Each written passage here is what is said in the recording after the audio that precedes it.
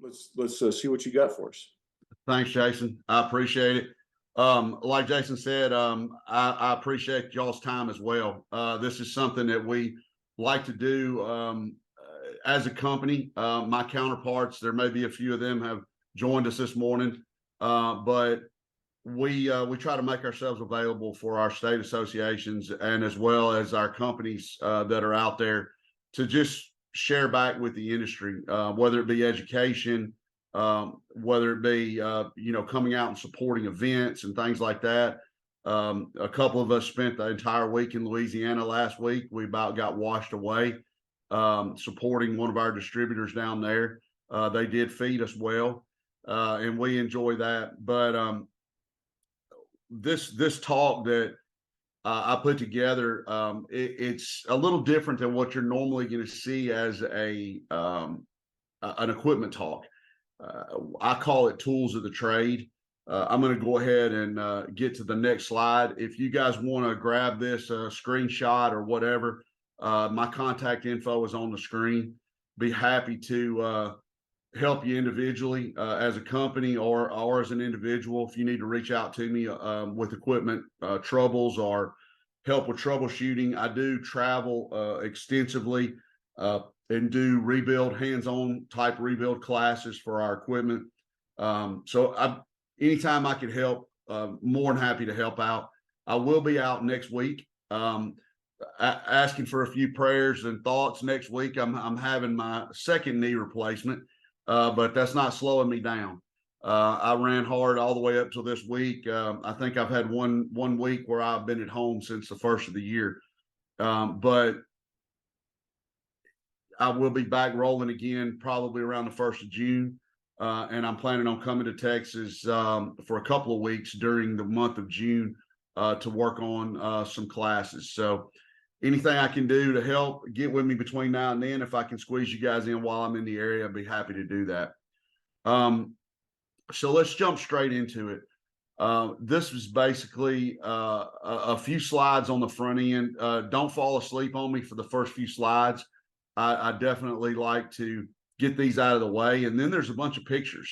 So I promise you it won't be as boring as the first few slides. But I like to bring this in and introduce it by talking about our tools that we use. And as you can see on here, all the tools are generally most effective when you use them like they're designed. There's a running joke about taking all the warning labels and instructions away from all the equipment and seeing who's still alive in a month or two, and may the fittest survive. We definitely aren't able to do that. But it is your job to know how that tool works. You've got to be able to understand that. One example, and we're going to talk about it here in a few minutes, is flow rates. If you don't know how to calibrate your application equipment, you are going to eventually run into a problem, and you may not know it. It may be killing your bottom line, and you may not even realize it because you don't know any better. The problem is a lot of times we don't know what we don't know.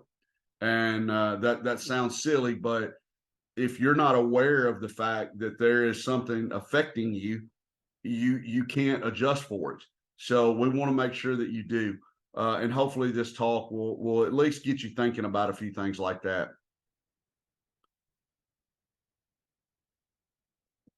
So here is kind of one of my obligatory label is the law type slides.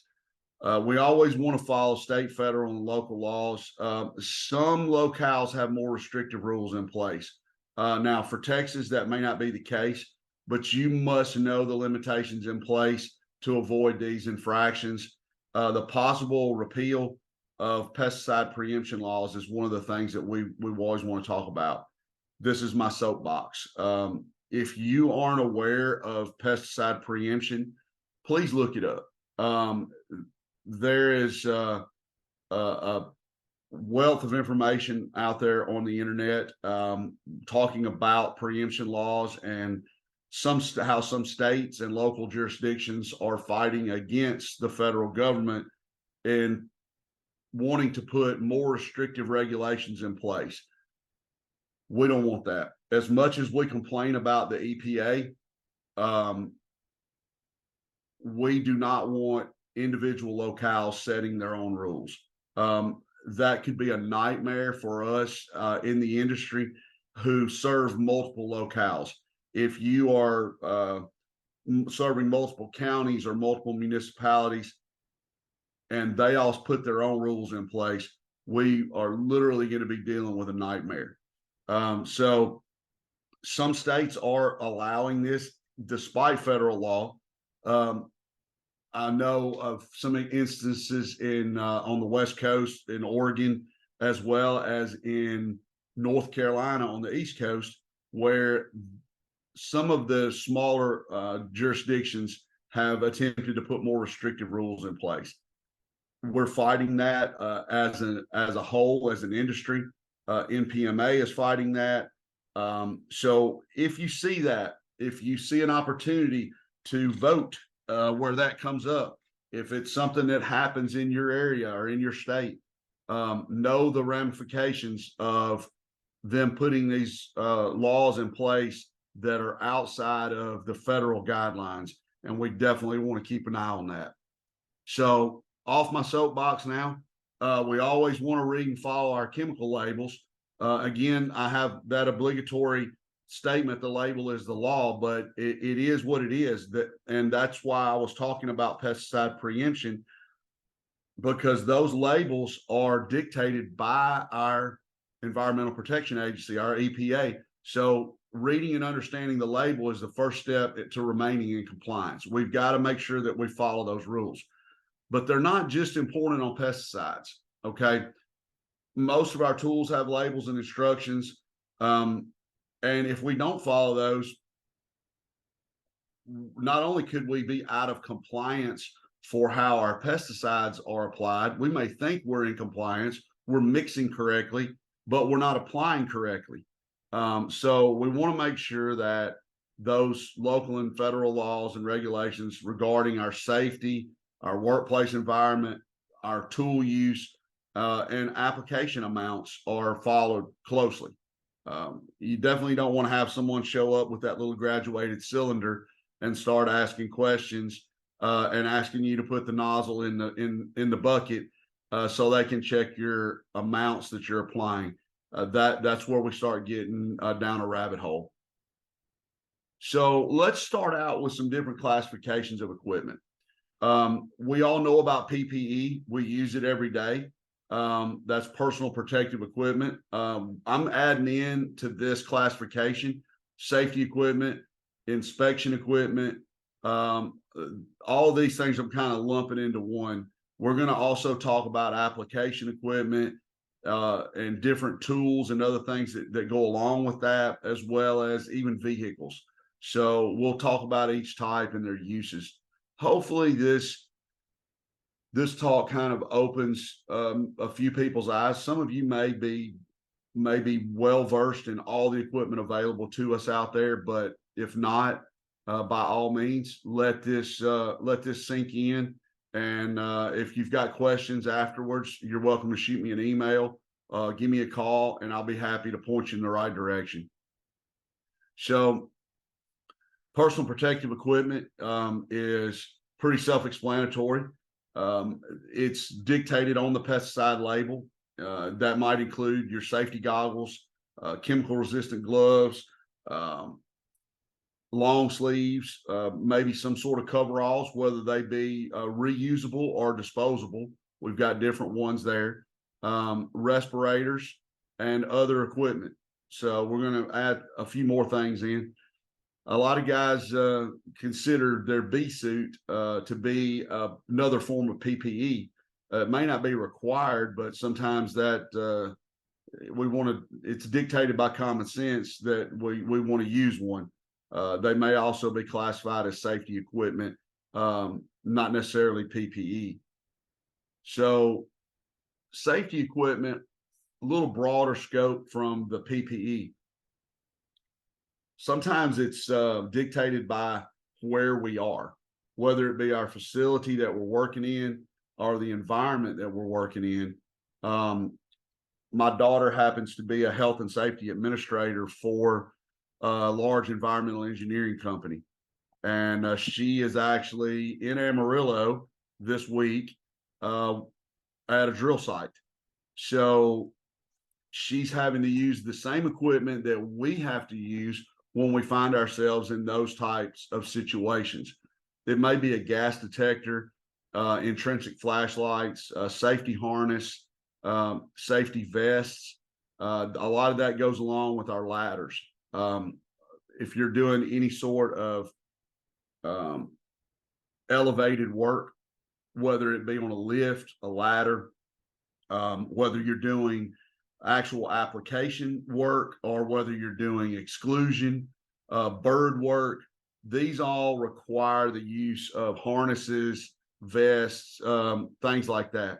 And obviously our safety glasses, respirators, some places may require you to wear safety shoes with a rating on them that like a steel-toed boot. Work gloves, that encompasses a huge area where it could be from the thinnest 5 mil nitrile all the way up to heavy duty leather or other type work gloves. Hearing protection. A lot of people don't know that there is an 85 decibel limit per OSHA, where if we're in a continued environment that generates 85 decibels, we should be wearing hearing protection. That includes running a hammer drill. If you're not wearing hearing protection, running a hammer drill, especially in an enclosed crawl space, you're asking for some issues. Believe me, I have a significant amount of hearing loss from the amount of time I've spent on a firing range, as well as flying, that it was unavoidable. I wore the protection and still have hearing loss. I can't imagine how bad it would be had I foregone the protection that I had. I would probably be to the point where I definitely need some sort of mechanical hearing aids. Hard hats, bee suits, all these things are safety equipment. So if you don't have your safety equipment up to speed, please get that in line and make sure that you guys have everything that you need in the field. So this gets to be a little bit more fun when we talk about inspection equipment. Depending on the pest and the facility and where you might be using it, we definitely want to make sure that we have the right tools. You know, you want to be able to find the pest. You want to be able to see them and identify them. Flashlights. Everyone should have a small hand lens or a loop. They're fairly cheap. They're given away at trade shows a lot. A telescopic mirror is great, not only for mechanics, but also for pest control technicians. Magnetic wands. Any of your tools that allow you to open and close bait stations, whether it be keys or whether it be a termite or a rodent bait station. Lots of different tools and things that we need for those. Make sure you have the right one. Prying it open with a screwdriver is not acceptable most of the time because you end up breaking it. So we want to make sure that we have the right tools. Field guides, brushes. No, we're not geologists and things like that. We're not looking for dinosaur bones. We are. The brushes sometimes do help us in certain tight quarters. Screwdrivers, flashlights. And this is where normally when I'm doing this in person, I like to find out who's using infrared or thermal cameras. You can see one picture I have on here, or actually the two at the bottom. One is actually a beehive behind a wall, the one on the right. And then obviously the other one is a picture for a forward-looking infrared camera, and that's a rodent. So great tools in finding hidden harborages behind walls and things of that nature. But infrared flashlight is another. I carry an infrared flashlight all the time. Allows you to identify rodent droppings, urine, things of that nature. Shows up very well with just your small infrared flashlight. So let's jump into the heavy hitting stuff here. Insecticide application equipment. First one is the old standby, guys, the compressed air sprayers. We can use water or oil-based pesticides usually in these. The tank is pressurized. It's typically manual, but we are moving towards, and you'll see in a minute, a lot of manufacturers are going towards the ability to pressurize automatically, whether it be a battery operated or manual. So hand carried or backpack. So your backpack sprayers are included in this. They are all compressed air. Not the nozzle allows for various tips on most of these, depending on your application needs. I have had a guy that sent me a picture of one of our termite rods that was attached to a Flow Zone backpack. Not really sure, what was going on, but I think he said that they couldn't get a hose to where they needed it. That wasn't long enough. So they started spot treating certain areas with their backpack. It's not something that you're going to do when you're drilling a 4,000 square foot house, but it worked for them for that particular application. You've got exterior and interior perimeter. So crack and crevice applications. You can broadcast spray for fleas, ticks, things of that nature. Sometimes we have to do that indoors and outdoors. If we're doing a flea job or a tick job, we're having to treat the grass around the house or even the carpet inside. Voids can be treated with liquid or foam. I'll get to foam in here in just a minute, but normally with a compressed air sprayer, you can do about 95% of the work that you need to do for residential pest control with just a standard compressed air sprayer. This is the new auto pressurized tank top from our company, but there are others out there. I believe Flow Zone has put one out here lately. Theirs is the whole unit you have to buy. Ours actually just goes on to a current B&G. It allows you to pressurize the tank with a battery operated pump, and you don't have to manually pump it. This saves a lot of time.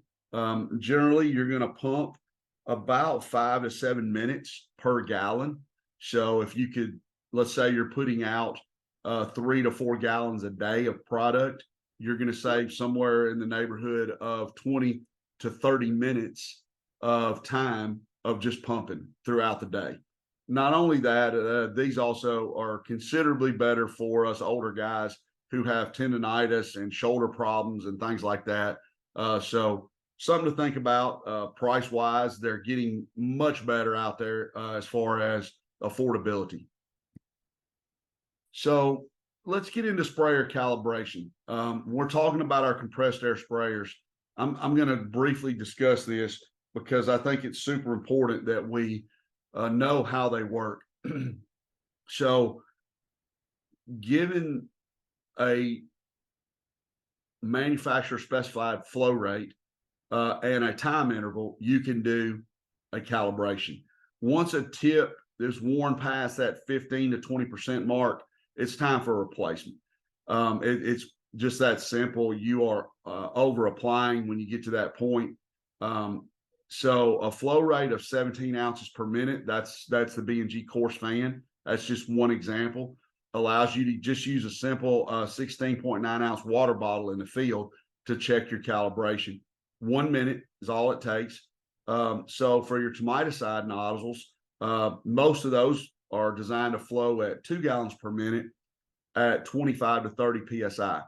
So make sure that your pumps and things of that nature are generating the correct pressure, and you're able to calibrate with just a simple milk jug. Those are checks that should be made fairly regularly to make sure that we're putting the right amount of product out. This is where I usually get some giggles because everybody out there knows that these nozzles get worn out. They get accidentally and intentionally sometimes hit on the concrete. We don't want that. We want to make sure that we're taking care of it. This is the money making end of your product. You should be making sure that you take care of it.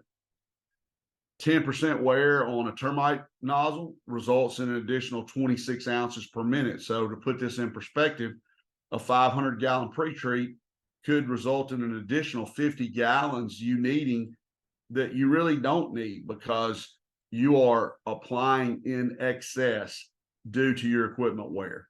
So we want to make sure that we're putting the right amount of product out per the label. So that jumps us right into the power spray rigs. Again, water or oil-based pesticides usually held in a tank, typically dispersed by an electric, a diaphragm, or a roller pump. They can be run by an electric motor. They can be run by a gas motor.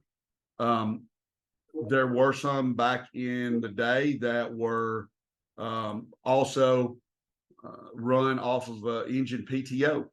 So basically the smaller gas rigs that we have now, it's just a power takeoff unit off of that smaller engine.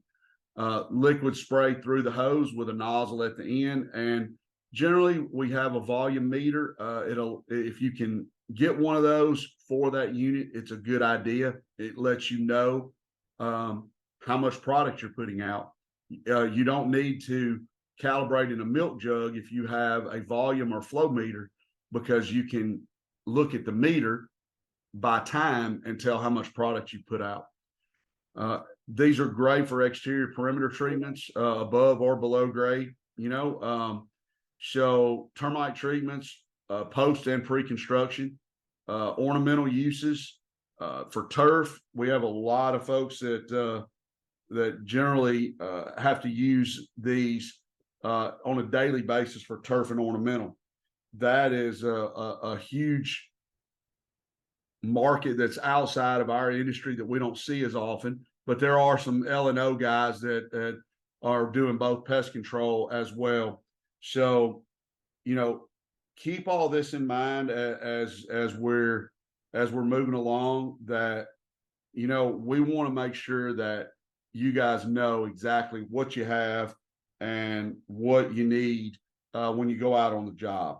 So if I can help with that again after the fact, by all means reach out to me, and I'd be more than happy to help you out with getting something set up or anything like that.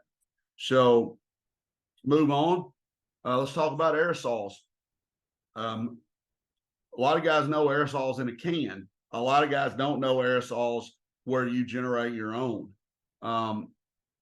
Again, water or oil-based pesticides typically pre-mixed in a can.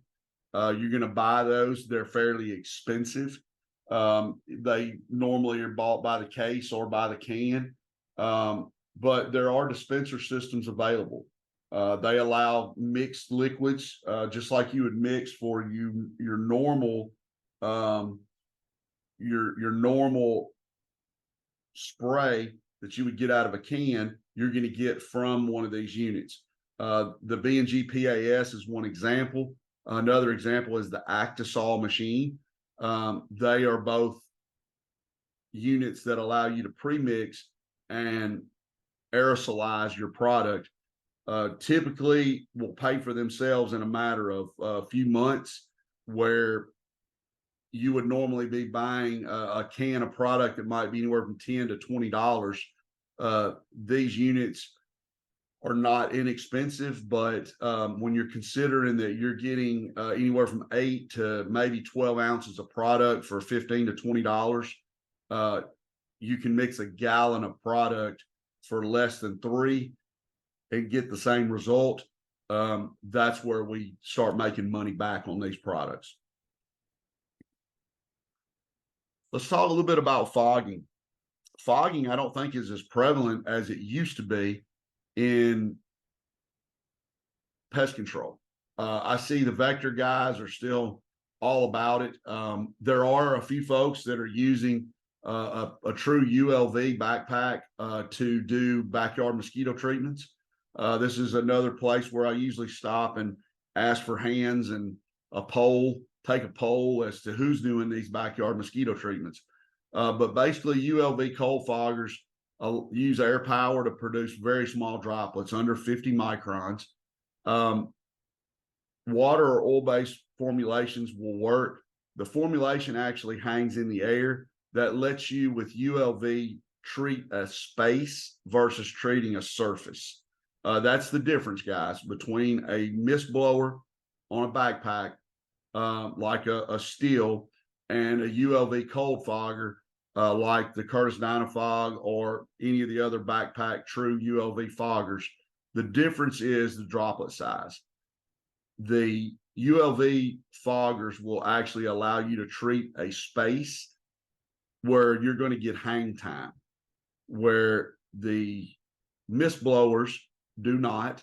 The droplet sizes are not large enough to treat the space.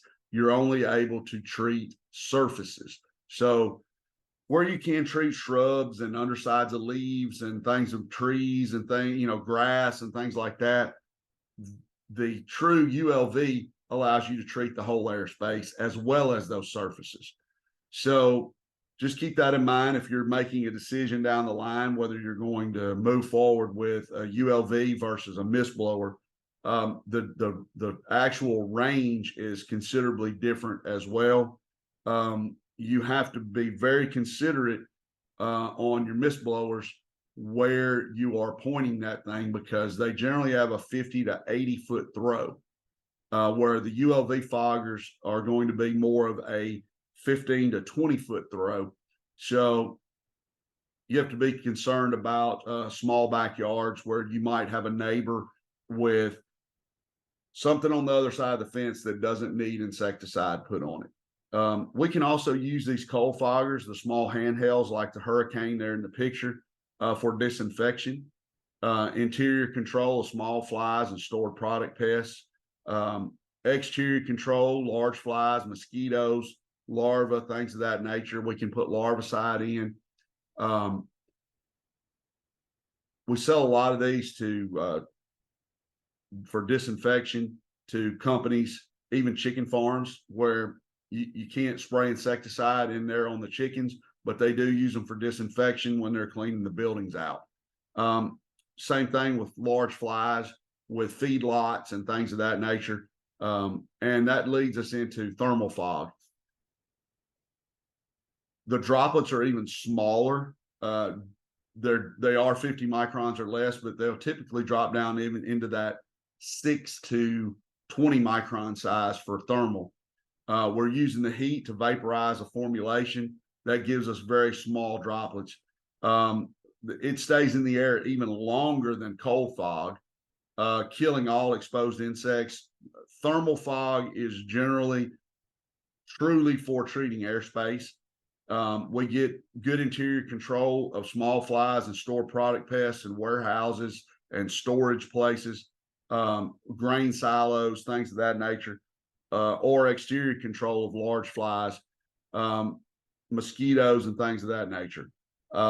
If you look at the pictures, you've got the two extreme ends of the spectrum, the Golden Eagle on top, small, handheld, you carry it with a strap over your shoulder.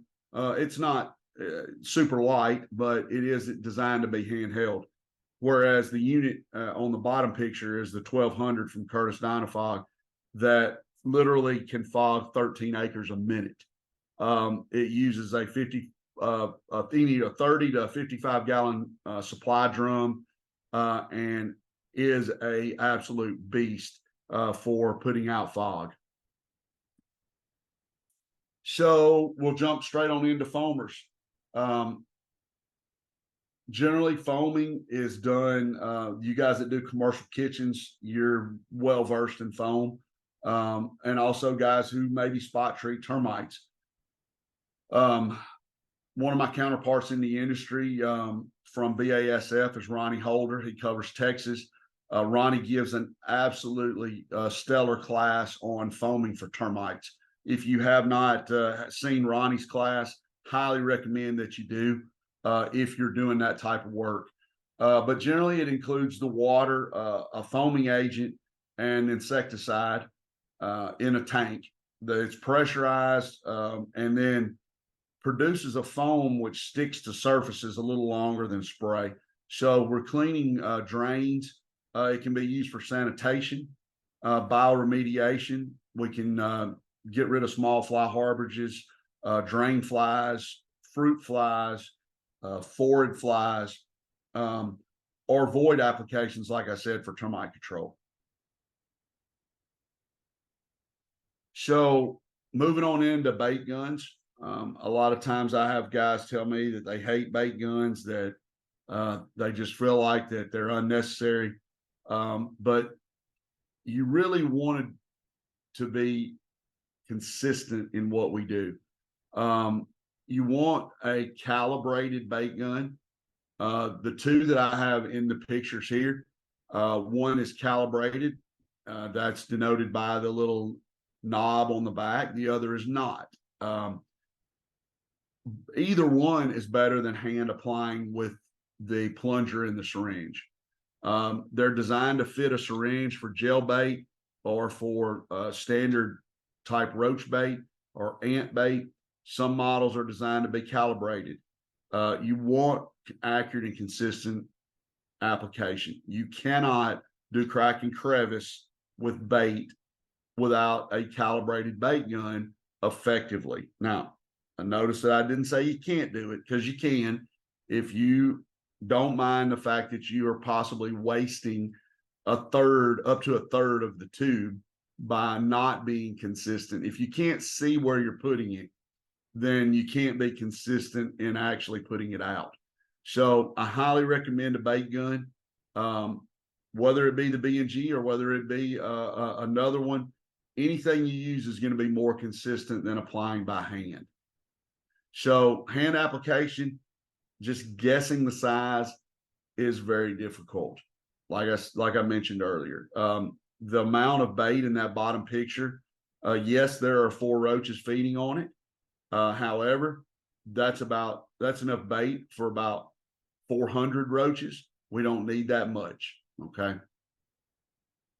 Bait placements that may look the same or not. Okay. The difference being there's 120 of the ones at the top and only 75 of the ones at the bottom. Now, this is just a small droplet, guys. These are very small bait applications, a 0.40 gram.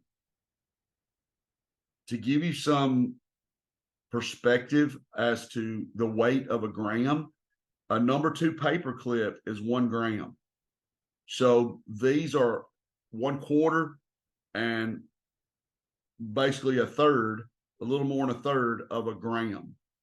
So keep that in mind as you go out, and if you've ever followed another technician or if you've done it yourself, sometimes we just get a little tired, we get a little lazy, and we're just out there dropping pieces of bait, and we don't care what size they are. But in the long run, that builds up.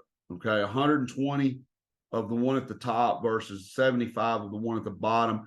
I would argue that, with the exception of a very large infestation, either one of these bait sizes will work, but the return on your investment for the smaller bait application is going to be huge. So 45 lost placements is about a third of a tube. Okay. And if you figure that bait costs anywhere from $6 to $12 a tube now, depending on what you're using, a third of that could be anywhere from $2 to $4 for every tube of bait that we're just throwing down the drain. So keep that in mind. Imagine how long it would take you to pay for the bait gun if you're wasting a third of a tube. Probably not very long. So let's move into dust. I think dust is overlooked today. I don't think it's used as much as it was in the past. There's some awesome dust out there. There's some great granular applications out there. And some of these products will work for both. You have to read the instructions. Again, know your equipment. But the application of these dry formulations allows us to have residuals that you can't get with a liquid. So some of these have residuals for months and months. As long as it stays dry, it can last for a very long time, and that's great for places like attics and crawl spaces where we don't have a great ability to access those areas. So we want to use dust for insects that groom themselves or each other. They pick up the dust from their bodies, ingest it, and it is lethal. The granules are typically used on the exterior for ants, sometimes for cockroaches. Check your label. But granules, we have granules for everything from ants to slugs. So get out there, read those labels, make sure that you're using the right product for the right application. So now we get into termiticide. Very simple. Things haven't changed a whole lot. I don't have a lot of termite bait stations in here. I'm going to add that to this because I think it's something, there's some specified tools now that we really need to talk about as far as what do you use the bits and things to install those. I just need to update my presentation. That's something I meant to do and completely forgot about, but I will mention it. But we're just basically delivering termiticide into the soil. In the case of the active bait stations, whether it be Centricon or Trelona or any of the others, we're basically putting a bait out there, allowing the termite to the colony to find it and return that product back to the colony, either on their bodies or as a food, where it in turn kills the colony. We want to make sure we're able, if we're doing liquid though, to get that termiticide under the slabs, porches, backfill spaces, into areas that are otherwise inaccessible. Okay. Everybody has a color. Pick your color, whether it be yellow, blue, or red. You might have Bosch or Makita. You might have Milwaukee. You might use DeWalt. It's kind of the Ford, Chevy, Dodge argument, but we've got to sometimes put a hole in the slab of concrete to get that termiticide underneath, and we've got to drill them. All right, so pick your tool. Make sure you know how it works. I wish we'd have had these battery tools back whenever I started doing this in the 80s. We had the old Skill and Black & Decker, and if I was lucky, I got to use the Bosch drill. But nothing's really changed other than the fact we are still putting holes in concrete to apply termiticide. So let's move a little bit further into insect monitoring and non-chemical, non-insecticide control tools. Okay.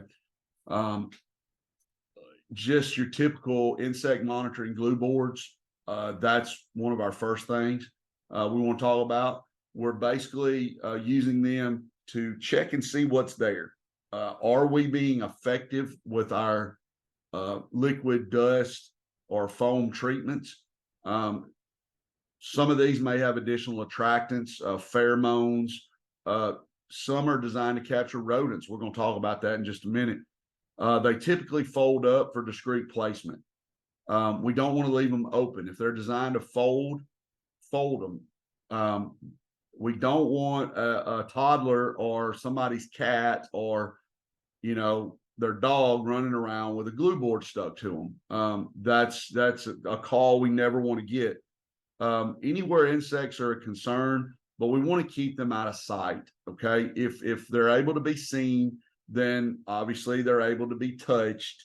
And again, sometimes pets and children are very, I guess, they're always wondering what's going on. They're always going to go out and try to touch things. That's why we keep our outlets covered and things like that. They're inquisitive. They want to know what we're using. And once they touch that glue board, they can't put it down. So we want to make sure that we're keeping them where they're on the down low, if you will. We don't want them to be visible. But we do want them to place them in places where we might be able to monitor for insects. Bed bugs are a little bit different. Those of you guys that are doing hotels and even residential bed bug jobs, they're not generally effectively monitored by insect glue boards. We've got to have a catch, pitfall type trap, climb up monitoring. They fall from furniture legs, but we don't want them to escape. A lot of them use attractants such as pheromones, human sweat mimics. They've had the ones that use the carbon dioxide ampules and also heat. Some of them generate a small amount of heat and carbon dioxide, which mimics a human host. So we put these behind and under furniture, designed for bed bugs, but you may get other insects as well: ants, cockroaches, beetles, anything that might be crawling and try to crawl up bedposts or into couches, love seats, chairs, things where people hang out. That's where we're going to catch bed bugs. Many of you guys are now using specialty vacuums for clean out jobs. Again, wish I would have had these. I had many clean outs where it would have been really nice to have a specialty vacuum with a HEPA filter on it back in my day.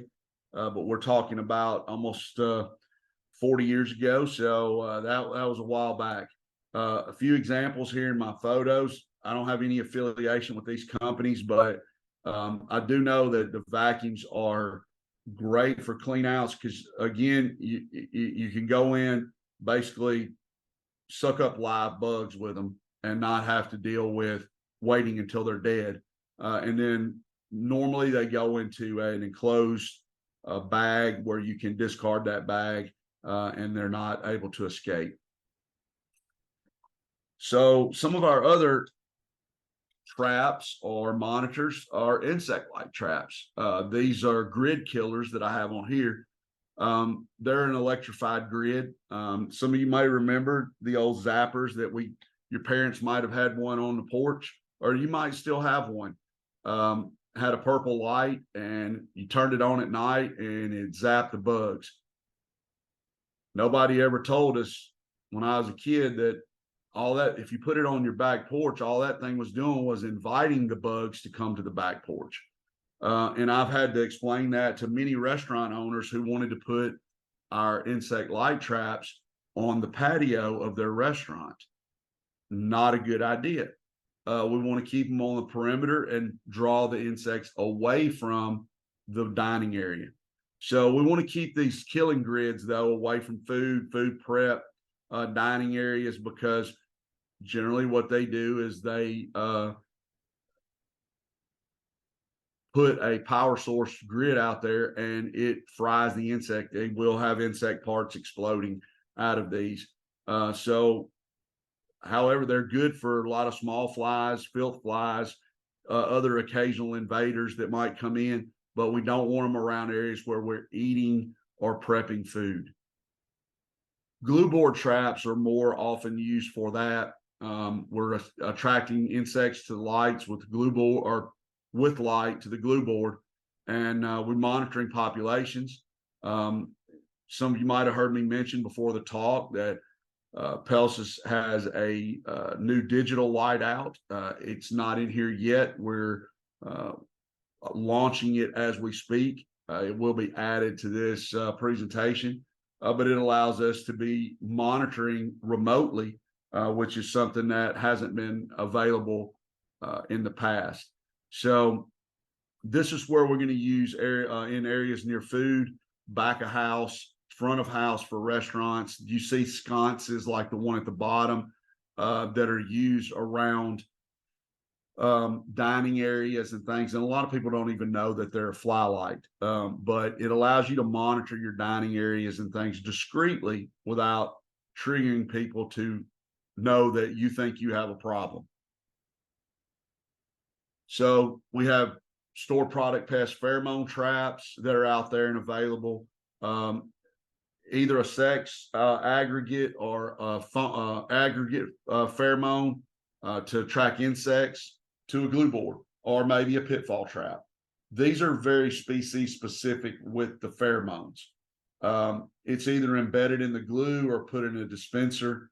Pheromones or food attractants, they're often added to the pitfall traps. So these are basically stored product pest monitoring. If you guys get into a situation where you have a large stored product pest problem, reach out to me. Our technical director, Anna Berry, her specialty is stored product pests, and I know she'd be happy to help out with anything she could. Termite monitoring, again, a little bit different than dealing with termite treatments in a liquid form or foam. These are more a bait that some of them are just monitors. Some of them are ATBS or active termite baiting system. That's the Trelona. Rules have recently changed where we can actually put bait that has the termiticide in it in the station in the beginning. Back in the day when they first came out, it would just monitor, and we did not apply the actual termiticide until we got a hit. The ATBS stations have active bait in them from the beginning. So it depends on the unit as to whether you're monitoring and then introducing them to the termiticide or whether you're putting it in on the front end. So that allows fewer visits. If you can go ahead and start with it, you don't have to check it every month or every quarter to see if you've gotten a hit on it. Mainly used for subterranean termites. So let's get in a little bit about rodent stations. They're mainly designed for a rodent to come and go. That's with rodenticide. We can use non-toxic monitoring blocks. That allows us to actually see if they've been fed on, but we're not going to actually use those with rodenticide or with snap traps. Sometimes we need snap traps and we don't want rodenticide in the area, and we're just using a mechanical means to kill the rodent. Primarily on the exterior, but they also can be used interior in warehouses and storage facilities and things of that nature. Snap traps, the good old Victor there. There's a joke, old joke out there about building a better mousetrap. It's been very hard to beat the old tried and true in the long run. They're less expensive, they work, but we generally will place these where rodents travel. They're baited with a food lure. When the trigger's touched, it captures or kills the rodent. Obviously, we have different sizes and strengths, but they do have to be reset once they're used. Indoor, outdoor. If they're outdoor, they need to be in a rodent station. Indoor, they're usually put in discrete locations. We, again, do not want non-target captures. We don't want cats, dogs, and toddlers putting their hands in here and getting snapped by a snap trap. So make sure we put these in the right place.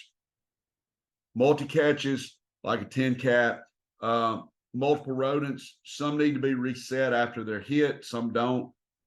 We generally put these in the runways for the rodent, and it's typically effective without a lure. Some of them have glue boards inside versus snaps, or multi-catch areas. They can just be used with the glue board. Mostly they're used for mice, but they work great. They might be appropriate for exterior work if you have the right place. It's usually got to be covered. But keep that in mind. If you've got a large infestation, these multi-catch traps are generally the way you want to go. We've talked about glue boards. I just want to reiterate, when you get to these larger rodent glue boards, please keep in mind that anything can get caught on them, and we do not want non-target catches. Again, whether it be somebody's 3-year-old or their cat, we don't want that. If you leave it, you catch a snake, you catch a lizard, a non-target pest, make sure you have something you can use to release. Generally, vegetable oil will work to release a non-target pest. Some of you do exclusion. I'm going to run through this very quickly. Whether it be rodents, birds, insects, bats, raccoons, possums. It's a very general description, and there are a lot of products out there for exclusion. Some of them pre-made, and some of them you buy raw material and make your own. Bird control, we can help you with lots of different options out there, from the electrified tracks to scare tactics to netting to spikes, you name it. We want to make that area less hospitable to the bird. That will keep them from wanting to loiter or nest there. But it's not a be all end all one stop shop. You can't just go put spikes everywhere. Spikes don't work on nesting birds generally. The track is going to be more expensive than spikes.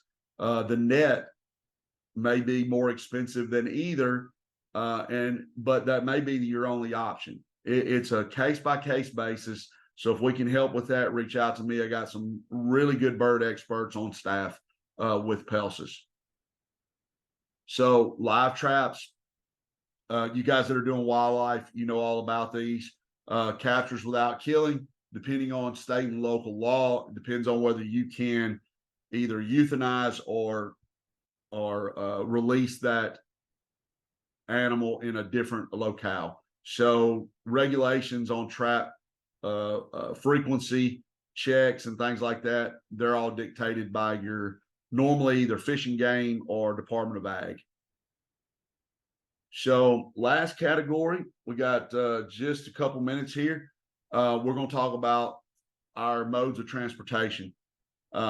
Most everybody uses either a truck or a small van. We do have some guys that have branched out. I've seen that are using cars and different things for typically a residential route. You could use just about anything, but what we generally see is smaller mid-sized pickups with or without a camper shell or topper is perfect. Vinyl wraps are becoming more and more popular. I'm going to talk about that in just a minute, give you some statistics. But the bed of the vehicle, whether you have a toolbox or a camper shell on it, just allows for storage of large items. Crew cabs are great. Our family company generally used Chevrolet Colorado's crew cab. That was a great little platform. It gave you some extra space for products that could be stored in the cab, whether it be your clothing, equipment, and it also depends on your location and your typical weather. If you live in an area where it's really cold all the time, you're going to need some extra space in the cab for extra clothing and things like that. Vans are becoming more and more popular due to their ability to kind of be configured any way you want to. The workspace layouts are great, and everything's protected inside the vehicle. For advertising, vinyl wraps versus your typical lettering that we see, here's a few stats on wraps, just so you can get a feel for this. If you're actually buying the vehicle and putting it on the road, 97% of people say they remember seeing a wrapped vehicle at the end of the day. It is much more prevalent for them to remember what the vehicle was and who they work for versus a lettered vehicle. One wrap can generate between 30 and 80,000 impressions per day. Now, if you live in the middle of, rural Texas, you may not generate 30,000 impressions daily. You might not see 300 people, much less 30,000.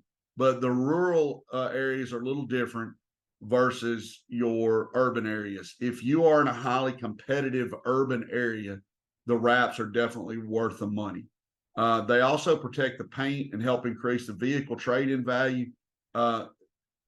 If a wrap costs you $2,500 to $3,000, and you increase your value of the vehicle because the paint is flawless when you trade it in, you might get half of the cost of the wrap back. It offsets it considerably.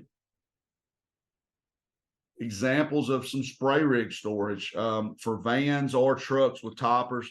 These new units are becoming more and more efficient and compact, and the ability to move them on rolling casters, tracks, and different things, and the different size and shapes of the tanks allow you to save a ton of space in the back of a vehicle if you shop around for different size and setups for your rigs. Ladder storage is super important, guys. I can't emphasize enough. I almost got taken out by a ladder about 6 months ago. I was driving down Highway 45 in Mississippi near Starkville, and guy in front of me had a 12 or 14 foot extension ladder on top of his truck. And it came off the truck, landed in the road in front of me, and I narrowly missed getting run over by a semi truck who had the other lane next to me. Luckily, I was able to get into the turning lane and miss the ladder. But guys, it is super important. You do not want a liability of your ladder coming off your vehicle. So make sure you strap those things down. Ladder racks are good. If you've got a vehicle where it fits inside, even better. But if you're strapping it on top or on the side of the vehicle, make sure it's attached well. So that's pretty much the gist of my presentation. If I can help with anything, I must say, regardless of what you pick, equipment wise, remember maintenance is the key. Maintain your equipment. It will last so much longer, and it'll help you contain costs and keep your fleet running and keep you profitable. So if I can help with anything else, by all means, let me know. Jason, I'm going to turn it back over to you, and we'll go from there. Chris, that was a great presentation. It must be nice to work for a company whose name everybody says every day. No matter what compressed air sprayer anybody grabs, they're picking up a B&G. So yes, sir. Thank you. You guys are the Coke of the pest control industry, and proud to have you on today. Well, thank you. So I felt that comment on the rural. We're in a smaller market here. I'm in the Panhandle of Texas. My friends call it Western Oklahoma. I don't appreciate that, but but no, my daughter is there right now working, and I get through there periodically because she lives in Wyoming and I live in Tennessee. So that run across 40 to Raton and up 25 has happened many times. Oh boy! So you've seen the great city of Amarillo a few times. I have. I saw it twice last year, and she is seeing it as we speak. Okay. Well, have her stop in. I'll get her breakfast. I'll let her know. She'll be there till tomorrow. So yeah, yeah. Well, thank you so much. I don't see any questions on the chat. If you guys have any questions for Chris, hop in.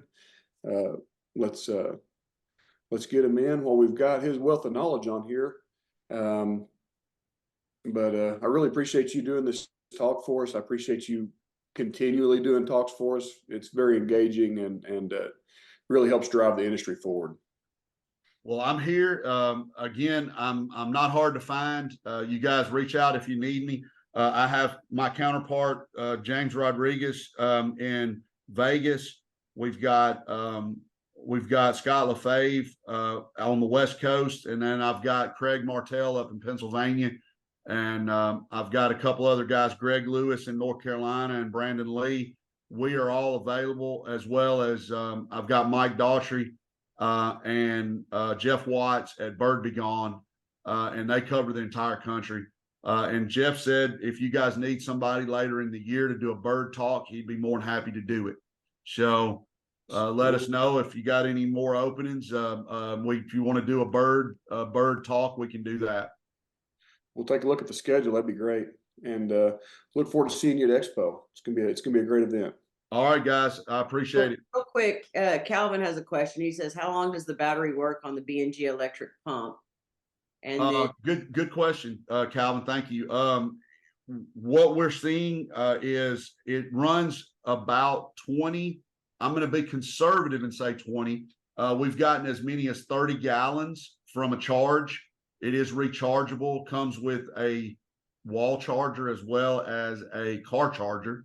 And so it takes about 4 hours to fully charge, but then you're going to get a minimum of 20 gallons from that charge.